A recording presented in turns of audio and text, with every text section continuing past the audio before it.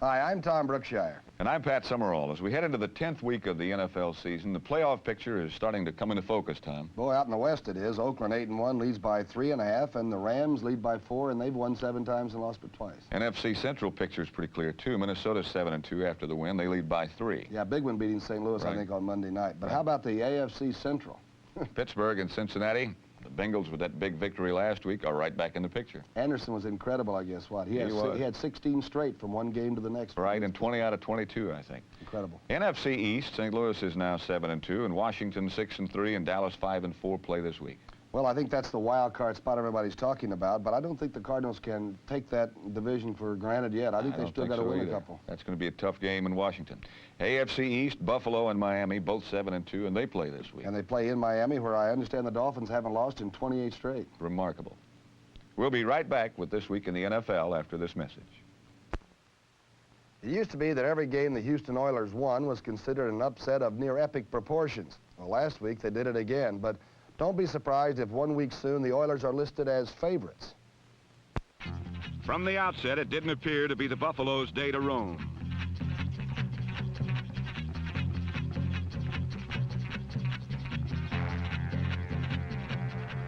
But then the Oilers also seemed reluctant to execute in a winning manner. And number 12, George Amundsen's arm was loaded with blanks.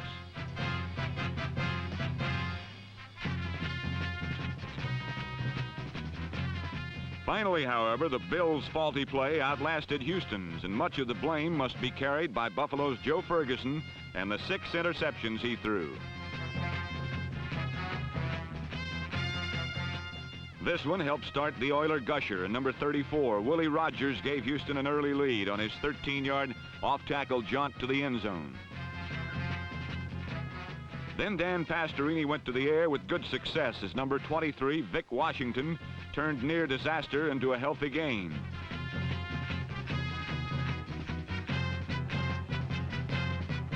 Pastorini to number 82, Mac Alston, up the Oiler lead to 14-0, and another stunner was in the making.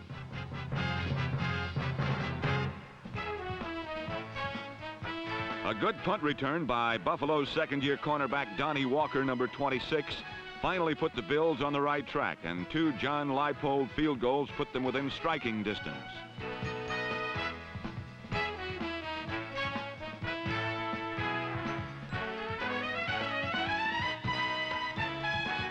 But throughout the afternoon, Joe Ferguson was having passing problems of one sort or another. There were times when he had to make long searches for wide-open receivers like number 89, Wallace Francis.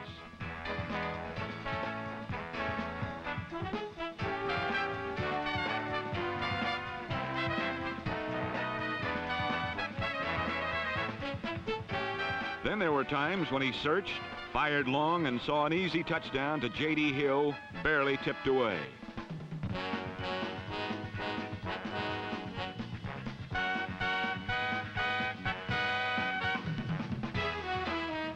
And then there was the added frustration of a field that was inches too short.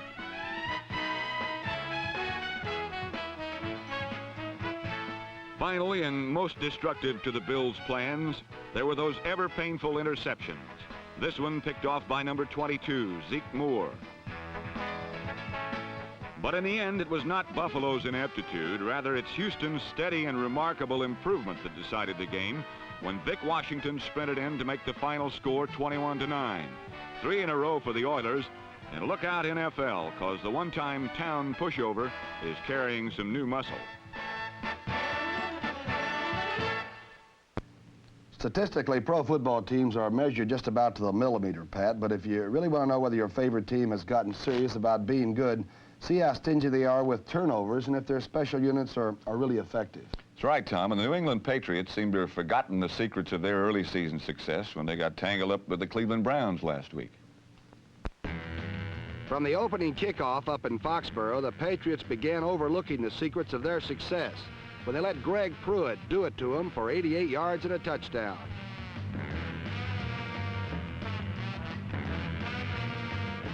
Pruitt's kickoff coast from coast to coast was his first since leaving Oklahoma, where he played for Chuck Fairbanks, the man who is now the head coach of the New England Patriots. Another look at Pruitt's prance through the Pats once again recalls a lesson that there is a big place for a quick little man in a big man's game. And no one is more aware of this than Chuck Fairbanks, who has used both Randy Vataha and Mac Herron to great advantage this season. But this time, Fairbanks reaped the whirlwind, as Pruitt, who used to do it for him, now did it to him, and that's irony, English students, that's irony.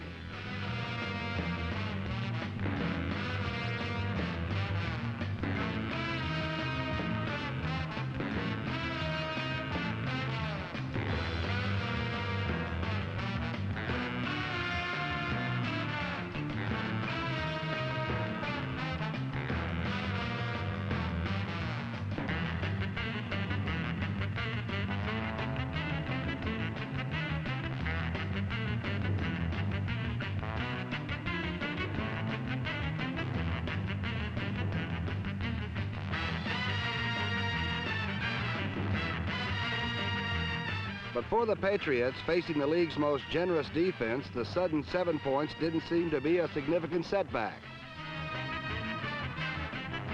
Then New England erred in the second imperative and gave away a turnover. Mac Herron lost the handle after receiving a Jim Plunkett pass, and Tom Darden, who could contribute twice more to the Cleveland cause with interceptions, turned the turnover into 6 more points, and the Browns took a 14-0 lead with less than 2 minutes gone in the game. In the second quarter, New England began recouping their losses. A 10-play attack on the ground led to the Patriots' first touchdown. And the next time the Pats got the ball, Jimmy Plunkett was right back in business.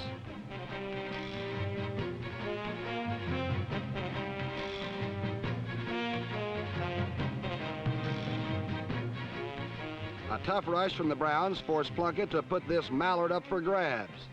But a charitable interference call in the end zone gave New England first down at the Cleveland 1. And Sam Cunningham banged over with his second short score to knot the game at 14.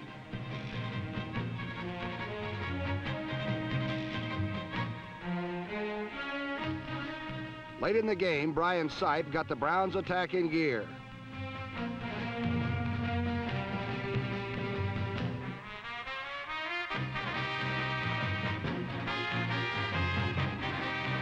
The Cleveland drive led to a tie-breaking field goal, but a penalty gave Cleveland another shot at 7 points.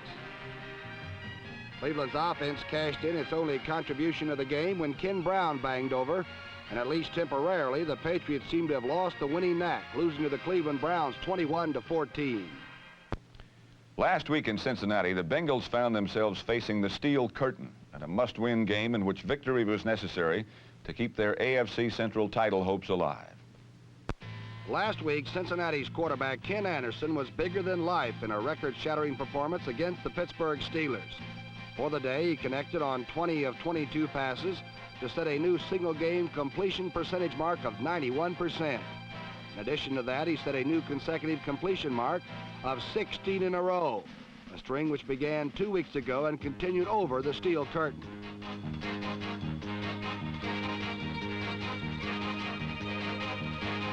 Anderson's passing put the Bengals in good shape early, and number 43 Ed Williams put them on the board 7-0, despite protestations by Pittsburgh's number 27 Glenn Edwards, from whom you will hear more of later.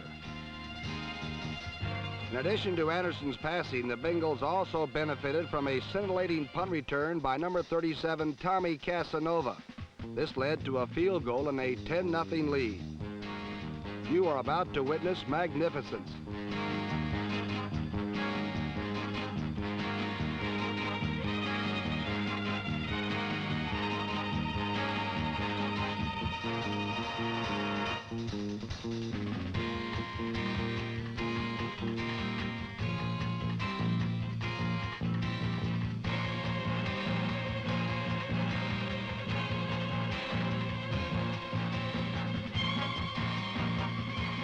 When the Cincinnati margin got almost comfortable, the Bengals began to miscue. A spectacular reception by number 18 Charlie Joyner was null and void, when Joyner subsequently fumbled and Pittsburgh recovered.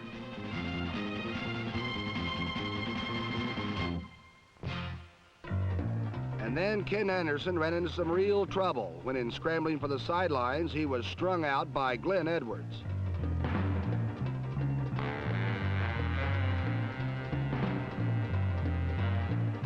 And so Anderson left the game briefly due to a ringing cranium, while Edwards exited for good due to an unsportsmanlike display of overzealousness. All that aside, the Steelers got on the board on Preston Pearson's short jaunt, following a Bengal 1-yard score which made it 17-10 Cincinnati.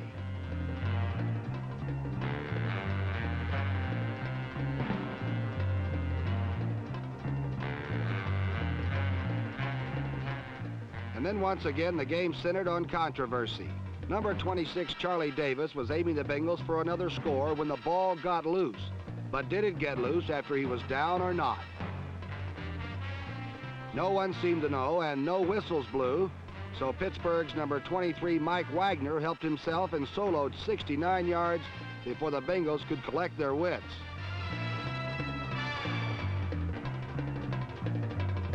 The play and the day were both saved by Ken Anderson, who turned himself into the NFL's groggiest record setter.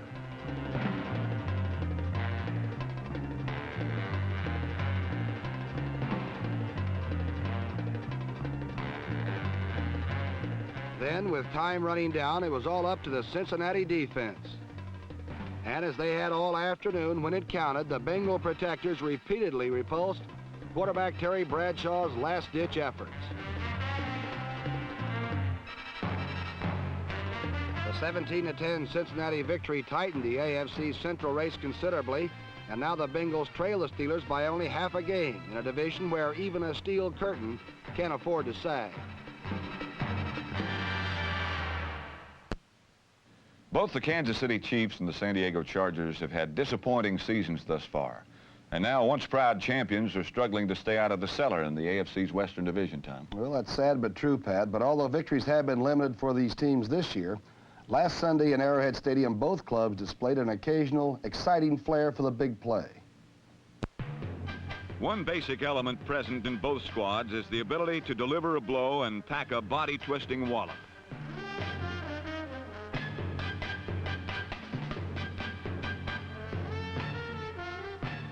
The Chargers' knack for hitting wasn't merely confined to the field, and you can probably get an amen to that from number 27, Woody Green. Yes, even the Kansas City sidelines were not safe from the ghoulish lusts of the San Diego secondary, leaving the Chiefs little recourse but to retaliate.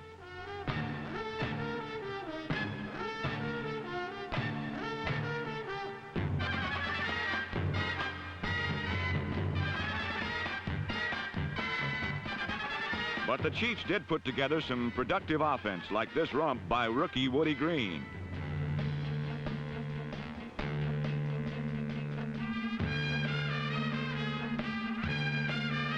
But the big chunks of real estate came by way of number 16, Lynn Dawson, to number 83, Larry Brunson.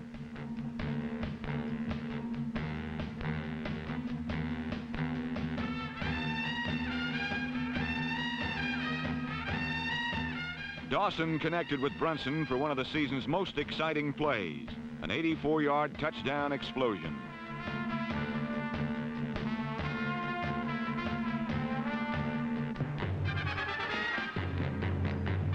But unfortunately for the Chiefs, that was the extent of their scoring, while the Chargers would score twice.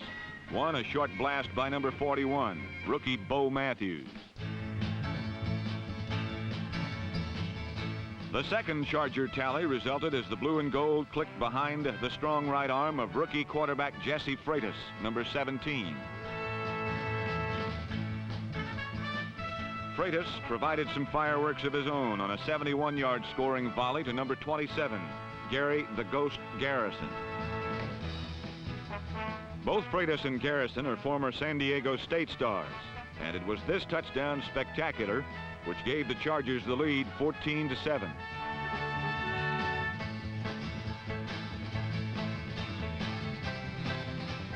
Though the Chiefs fought back, they couldn't recover as Lynn Dawson was snapped down hard.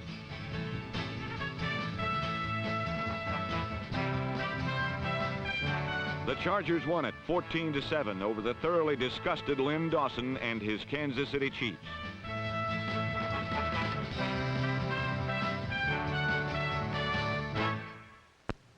The Denver Broncos, a team many picked to contest the title in the AFC West, have had a truly disappointing season. But last week against the struggling Colts, the Broncos caved in Baltimore like a bowling ball mowing down duck pins. From the outset, the enraged Broncos pillaged and plundered the Baltimore Colts. All day long, quarterback Marty Domre's nemesis was Barney Chavez, number 79, a multi-talented second-year defensive end.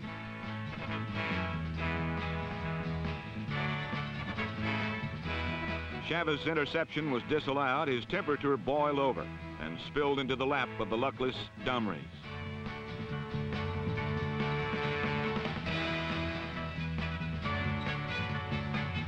Determined to make the Colts pay dearly, Chavez relentlessly pursued Marty all across Memorial Stadium until he exacted his pound of flesh.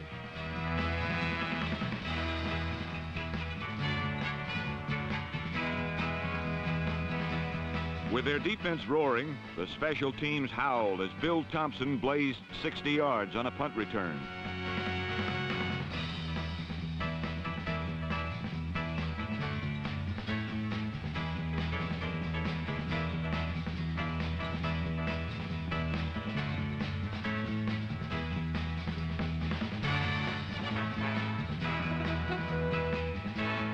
Denver cashed in on Thompson's return for 6 when Charlie Johnson's fake froze Rick Volk, number 21, and Riley Odoms had an easy touchdown.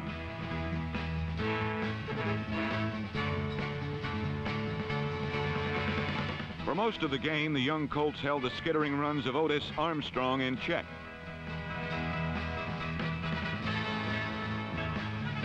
Only once did Armstrong escape, but it was enough to turn a close game into a Bronco victory.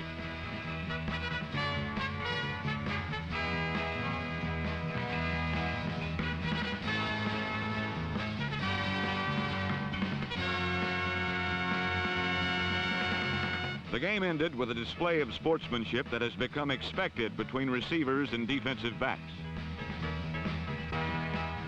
No longer does one spike the ball. Now you must spike your opponent. Final score, Bad Sports 17, Good Sports 6. Last weekend, Pat, the Oakland Raiders scored more points than anyone else in the league, and they did it rather easily. Right now, the Raiders are an easy and loose bunch, Tom, and why not? After all, they're riding an 8-game winning streak, and that's the longest in the NFL this season. The Oakland Raider defense has a good luck charm, and it's Otis Sistrunk's head, which you merely rub briskly and affectionately in order to make the opposition's offense disappear. Last week it worked as the Lions came up with only one big play. This Billy Munson to Charlie Sanders hookup good for 47 yards.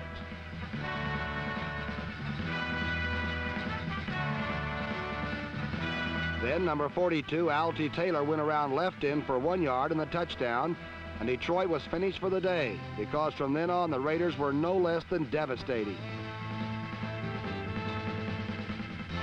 Their Mahler defense repeatedly stopped Detroit's plays, door-nailed dead.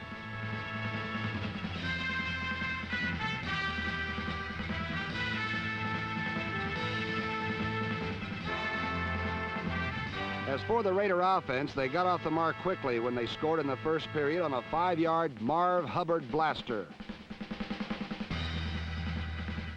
Next, rookie running back Harold Hart, number 34, came up with a stunning 25-yard double desire run into the end zone.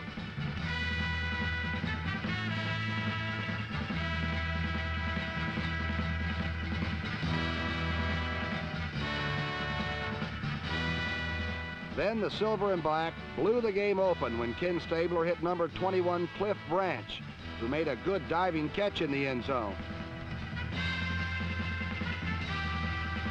The Stabler-Branch connection continued to wax prodigious on this 36-yarder and once again brought back the memory of the big bombing run days of Darryl LaMonica and Warren Wells.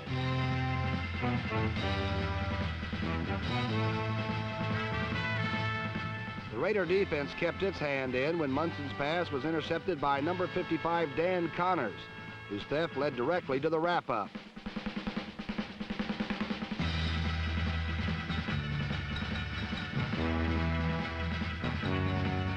the grand finale, it was again Marv Hubbard who blasted 20 yards for the score.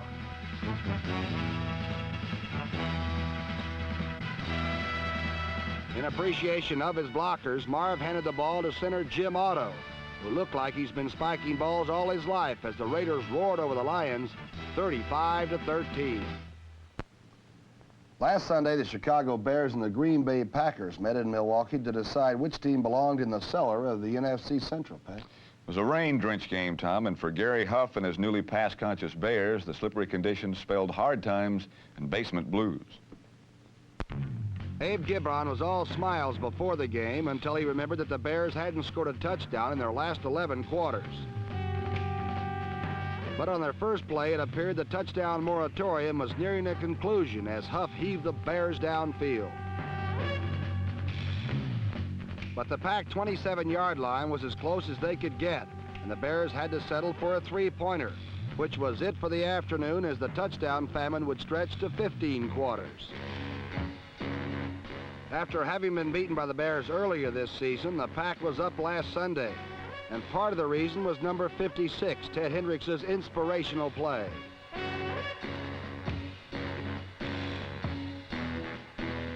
The other part of the reason was a very wet football,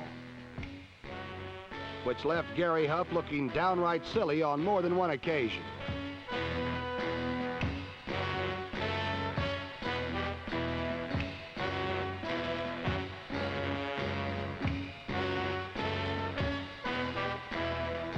The weather bogged down both teams' offenses, and it was all tied up 3-all with just 28 seconds left in the half, when number 84 Steve Odom received a punt at his own 5-yard line and started looking for the Chicago goal line.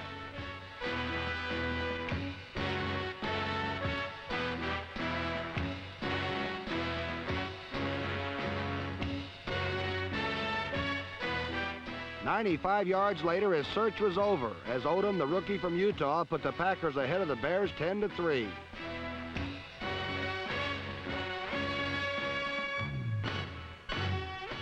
From that point on, the weather deteriorated and Chicago's hopes for victory faded rapidly in the mounting gloom.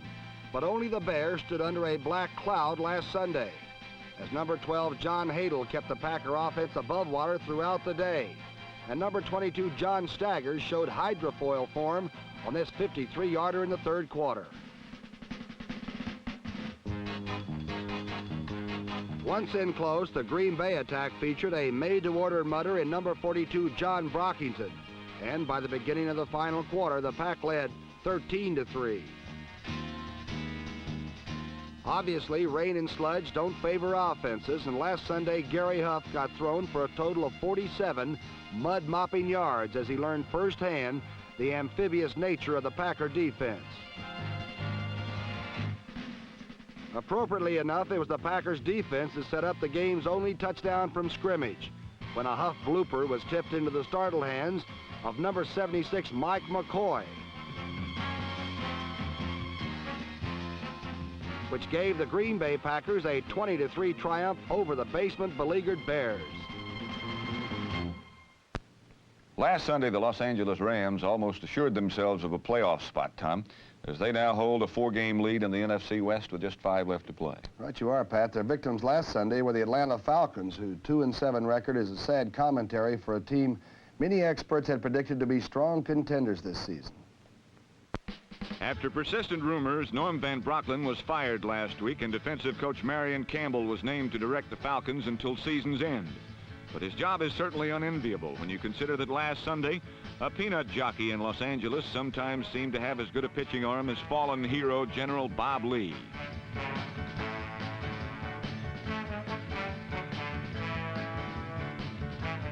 It actually wasn't that Lee was off target so much as it was that the General was the target for blue and gold sack seekers.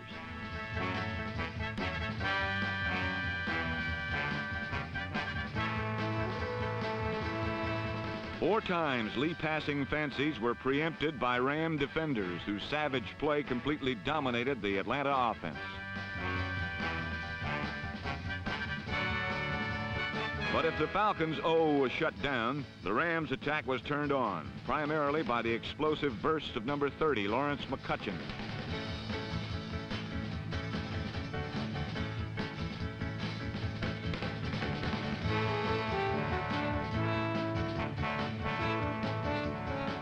22 carries, number 30 gained 140 yards, which gave him a league-leading 859 yards for the season.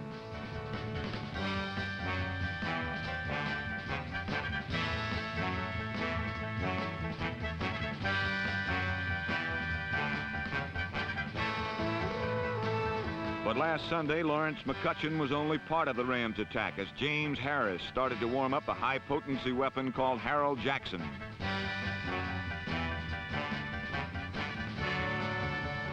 Harold blew a called strike on the first bomb, but came right back with a 40-yard catch and score that put the Rams' first 7 points on the board.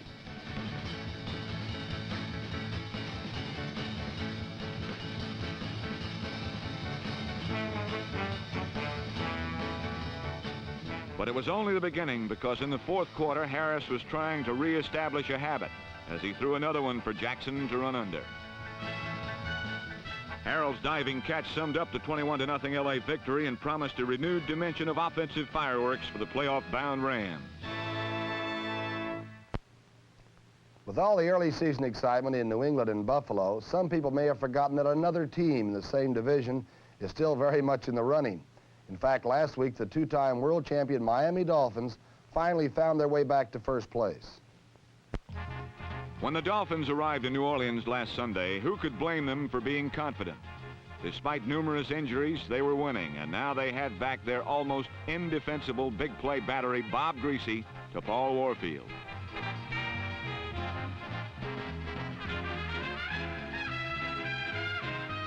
Mercury Morris, just off both the injured list and the suspended list, again did not play. His substitute, number 32, rookie Benny Malone, again did play, and again showed the reckless style which had gained over 100 yards in each of his two previous games.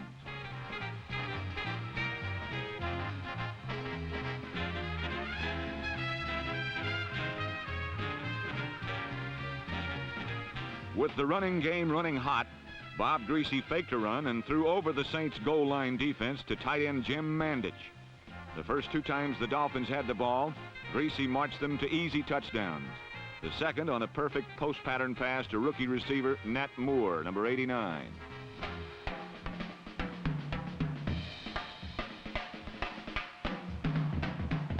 In the second quarter, Greasy again fooled the Saints' goal line defense with a play-action pass to Jim Mandich, and the Dolphins led comfortably 21-0.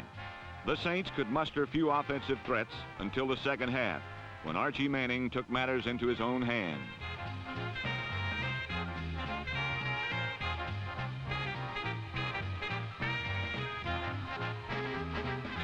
Twice, Archie had the Saints marching in, but both times something devilish happened.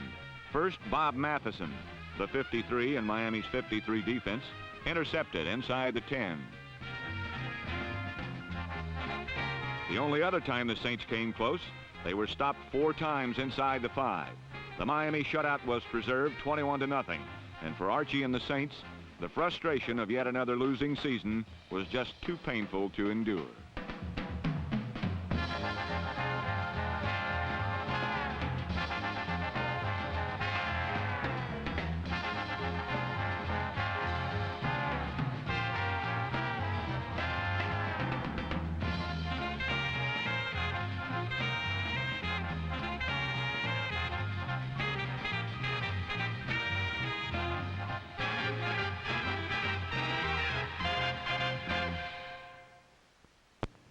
Last week, the New York Jets and the New York Giants fought the Battle of New York in New Haven, Connecticut, Pat.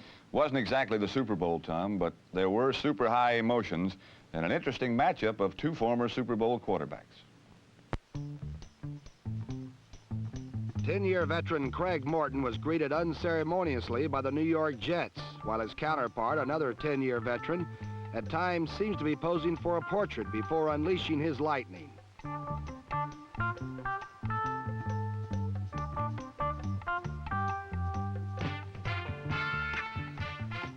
While Craig Morton had been unsuccessful on his first series, Joe Willie Whiteshoes connected on his first 3 throws, including a dart to David Knight for the early lead.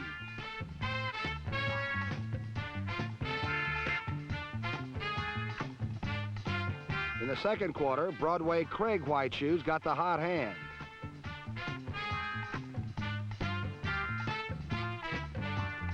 Walker Gillette's 41-yarder set up a Morton rollout and an unartistic but effective touchdown flip to Bob Tucker, which gave the Giants the lead 10-7.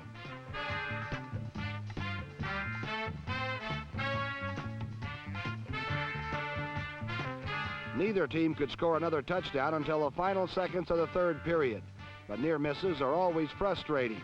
Just ask Emerson Boozer, number 32.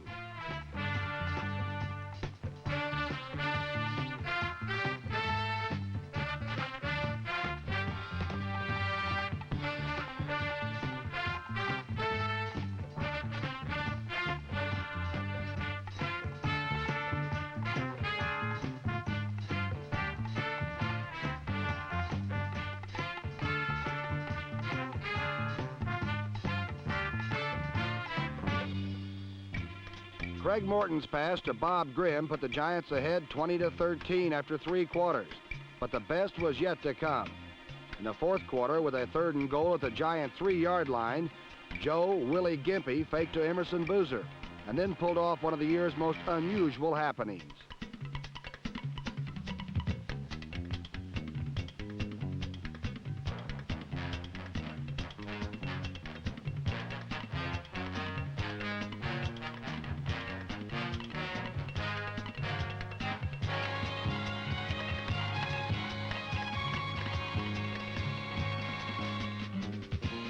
Namath said later, "I was to take a look and decide if I could do it. The hard part was deciding whether to run. Running it was not tough, and this is from a guy who can't run across the street." Namath's score made it 20-20 and sent the game into the second regular season overtime period in NFL history.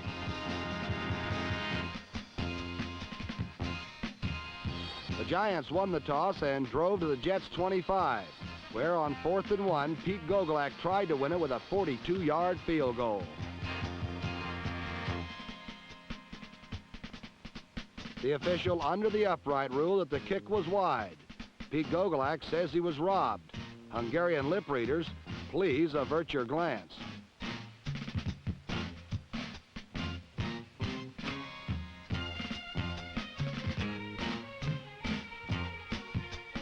After 6 minutes and 53 seconds of overtime, Joe Namath passed to Emerson Boozer, and the New York Jets were the first team ever to win a regular season NFL game in overtime. Although Joe and the Jets haven't won many big ones since Super Bowl III, and only one other this season, they'll never forget the day that Joe slew the Giants in sudden death at the Yale Bowl.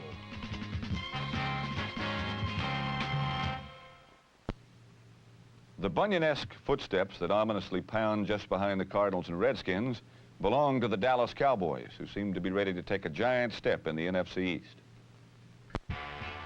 At Texas Stadium, the Doomsday defense smothered the Big Red Wave and held the 49ers to a meager 64 yards rushing.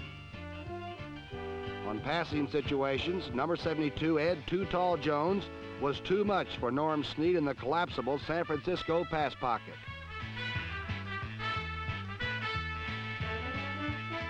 On offense, Roger Staubach naturally directed his aim toward Drew Pearson, the lithe and limber receiver who leads the NFL in receptions.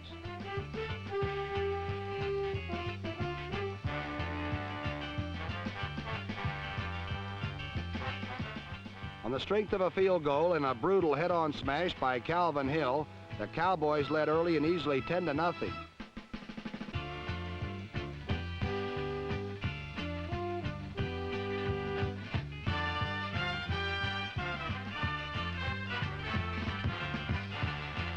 But nothing has come easy for Dallas in 1974, and their early momentum died after a few helmet-rattling licks by San Francisco.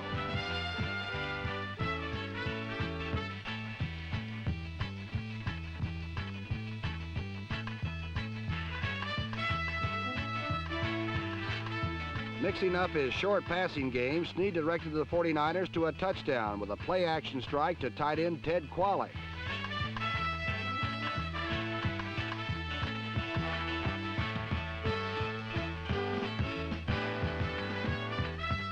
Rookie quarterback Tom Owen took over when Snead was injured, and he honed in on the splendid hands of Gene Washington.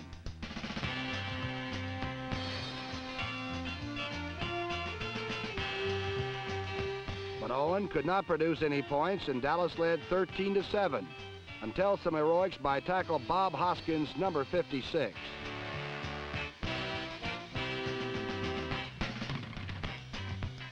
Another look at the play reveals that Hoskins looped behind in Cedric Hardman, number 86, and came in clean to cause and recover Staubach's fumble.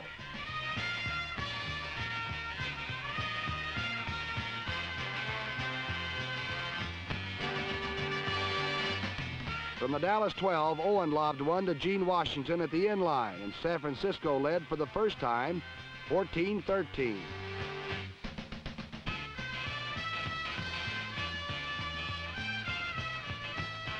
With less than 15 minutes to play, the Doomsday defense made Owen pay for his touchdown pass.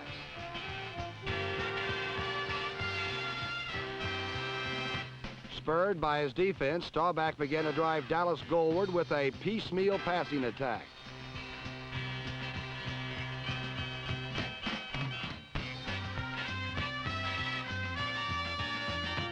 The big play was a screen to Walt Garrison that set Dallas up nicely at the 49er 7.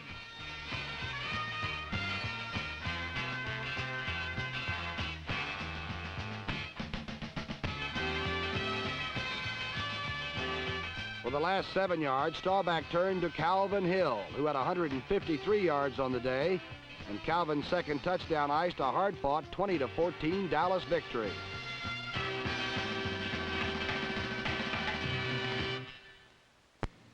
Since Mike McCormick left the Washington Redskins, where he was an assistant coach to George Allen, and became the head coach of the Philadelphia Eagles, those Eagle-Redskin matchups have been among the fiercest in the NFL. Oh, Pat, they've been very physical. That's been the real key. And last Sunday's reunion in Philadelphia's Vet Stadium certainly upheld that physical tradition. Preseason predictions warned of a giant new shadow lurking upon the horizon of the NFC Eastern Division. However, after wins in 4 of their first 5 outings, the mammoth silhouette cast by the Philadelphia Eagles had dissolved into the disappointment of 3 consecutive losses. Against the Redskins, though, Roman Gabriel opened strong for the Eagles, and employing a short passing tactic, Philly drew first blood.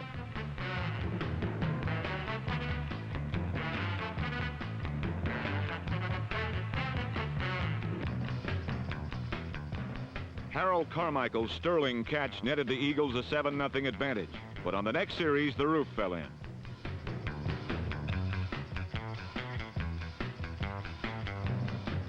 Bill Malinchak blocked the punt, and later Dwayne Thomas cashed it in to tie the score at 7 apiece. The game then settled down into a pursue and punish, pain-inflicting struggle.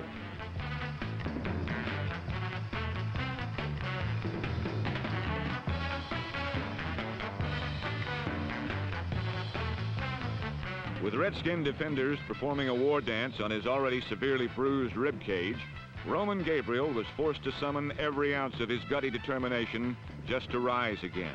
Before the afternoon ended, Gabe would again be facing the sky. But each time, the 13-year veteran would rise to fight again, and from his courageous effort, the Eagle defense drew strength.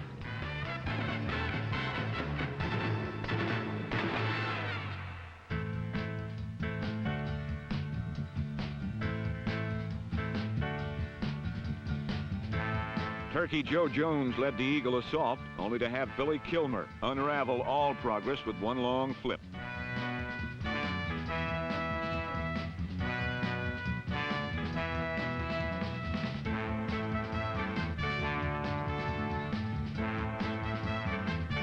Charlie Taylor's 51-yard reception was pretty, but resulted in no Redskin points. However, by the game's second quarter, the Eagles were again on the doorstep of Touchdown City.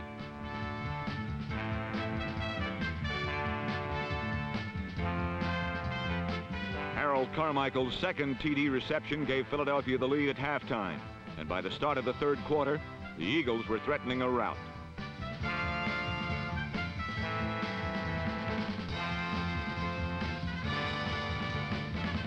John Bunting's theft put the Birds in business, leaving it up to Roman Gabriel and Tom Sullivan to reap the dividends while gaining the upper hand at 20-7.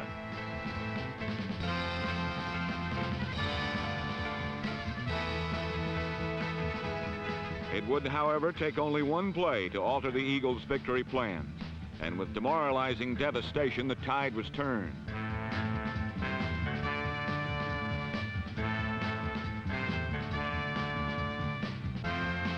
Number 55, Chris Hanberger, fell on Gabriel's bobble, and with stunning swiftness, the Redskins were back in it, trailing now by only a 20-14 margin.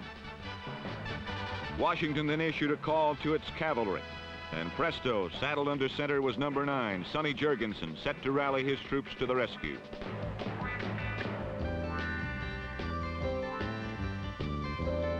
Charlie Taylor had beaten number 20, Johnny Outlaw, badly on the post, and he wasn't about to let the Eagle corner forget it. 2 Redskin field goals tied the score at 20-all despite stiff fourth-quarter opposition.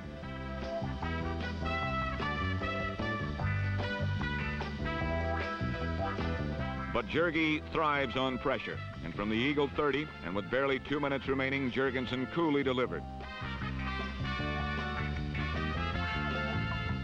A blitz had forced single coverage on the peerless Charlie Taylor, and again beating Johnny Outlaw, the 11-year super receiver vividly proclaimed superiority amid an end-zone victory observance. However, the ritual appeared premature as Roman Gabriel generaled his squad to the Redskin 9-yard line with 48 seconds left.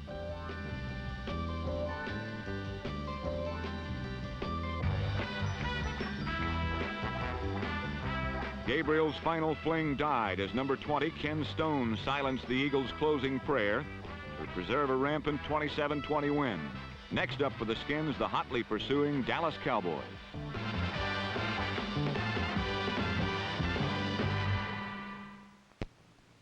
Well, I'm really beginning to enjoy this. Prediction time, and I've got you down, 21-18. I'm going to have to start remembering what my daddy told me. What's that? I can't tell you. Okay.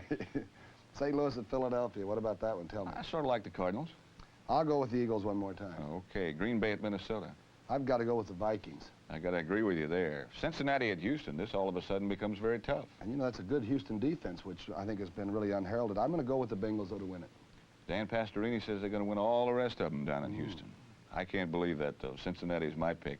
Okay. Dallas, Washington. Oh, you and I are going to be there. Redskins seem to win the ones they should, but the Cowboys are coming on like gangbusters. I'm going to go with Dallas. Even in spite of what we saw Sonny Jurgensen do last week? Yeah, even in spite of that. He always has good days against Dallas. Who are you picking? I'm picking Dallas. Okay. Buffalo at Miami. Oh, there's a tough one. I guess Buffalo's hurting a little bit, huh? Yep. I'll pick Miami. All right, I'm going to go with the Buffalo Bills. I'll give you a shot. Keep in mind that Miami has won 28 straight at home. I'd like to change, but I can't. Okay. At any rate, we'll be back next week to show you what happens. I'm Pat Summerall. And I'm Tom Brookshire, and we'll see you next week.